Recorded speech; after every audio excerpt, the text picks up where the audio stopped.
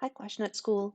After yesterday's staff meeting, we thought it would make sense to create a video to kind of give you an overview of the organization of Google Classroom. Suzanne and I spent a long time on here yesterday talking about what she and Mary Kate are hoping when it comes to consistency and organization in your individual Google Classrooms, or I should say grade level Google Classrooms. So I thought I would walk you through them. And that will help our students and families have some common features when they go from grade level to grade level. It will also make it a little bit more streamlined and easier to organize and easier to take the old assignments and put them elsewhere and just not have too much clutter on the screen.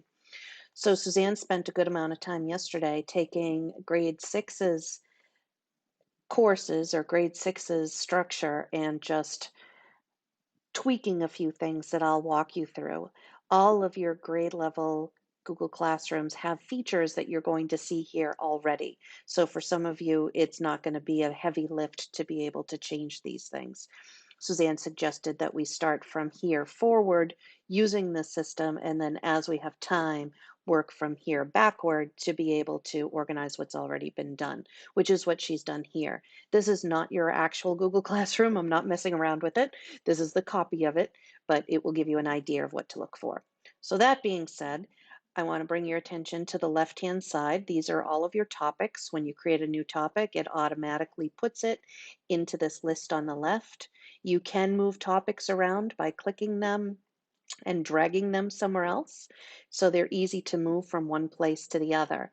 But this particular order has all of your core subjects, the ones that students are doing every day, along with PE, followed by your specials, which are targeted for specific days, and then your enrichment courses and your band and chorus and strings are down the bottom, depending on what students are assigned to what classes. At the very bottom, which is kind of like the junk drawer of what it is that we're using now, is going to be all of the previous assignments. We tried really hard to figure out a way to archive them, but as soon as we went to delete them, you would lose the assignments, you would lose the grades, you would lose any semblance of evidence of what was done in those assignments. So you'll see in a few minutes what we'll be doing down there.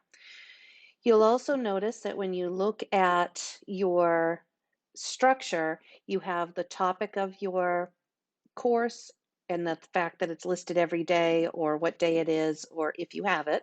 And then underneath you only have about three different entries. Each of them has all of the learning or all of the information for that particular week. They're in reverse order. They all are in the same format using the month name, then the date span, and then the title of the course. So ELA, and if I scroll down, you'll see the same format again for math, the same format again for science, social studies. It makes for a very clean presentation, makes it easy to find things. So you can see all the way down that the same format has been used unless there was some type of reference material that needs to be referred to during the entire period that we are working remotely. So as I come back up here, you'll notice that if I open up a particular week, and this is an assignment, and I open it up, you'll see that there are more than one resource in there. What we're recommending is a few things, actually. One is make sure that your assignments have no due dates on them. Let me do that. To make sure that your assignments have no due dates on them, which you can set over here, that will keep students from receiving those notifications that they're late sending in their assignments. And then we pretty much know what week it was assigned during because your category says that. But you'll have your different activities or your different resources in here. Suzanne and I talked about how it might be necessary to write in your instructions where it is that you want your students to start. So in this case, if you want them first to watch the video and then visit the slides, you may want to say that up in the instructions so they know how to navigate the resources that you've put there. And vice versa, if you want them to go in a different direction. That would be super helpful. Let me close this. And you'll find it's going to be the same format all the way down.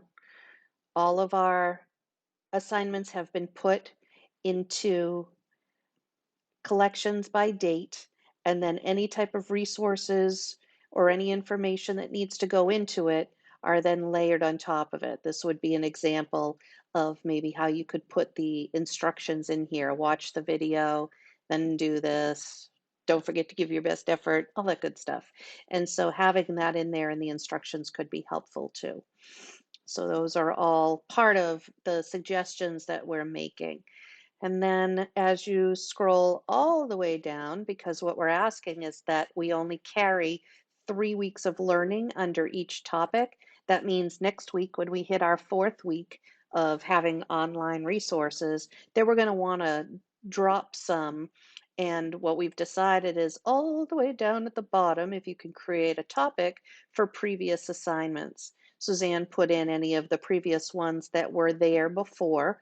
Ideally, this also could be done by date, but like we said, we'd like you to start doing this from this point forward for consistency. And then if you have time or the inclination or you're into doing that type of thing, you can work from now backwards to organize the stuff that's already been in there. But all of your stuff will go down at the end here, and as that list gets longer, we have the opportunity to view more.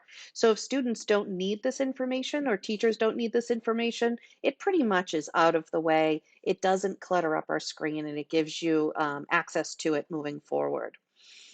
I don't think there's much else that we talked about that we wanted to make sure that you took notice of besides the format, the way that we have them organized. If you have any questions about how to go about doing any of this, Suzanne and I are happy to help you. We're both actually happy to help you organize it too. So if that's something that you'd like some help with, then just reach out and we'll be able to jump in as well. Right now, I'm not listed as a teacher in any of your classrooms, but if you need to have me look at anything from the student side, I can do that for you, and we will take it from there. So thank you for all you're doing. It's mind blowing to watch from my perspective, and take care of yourselves.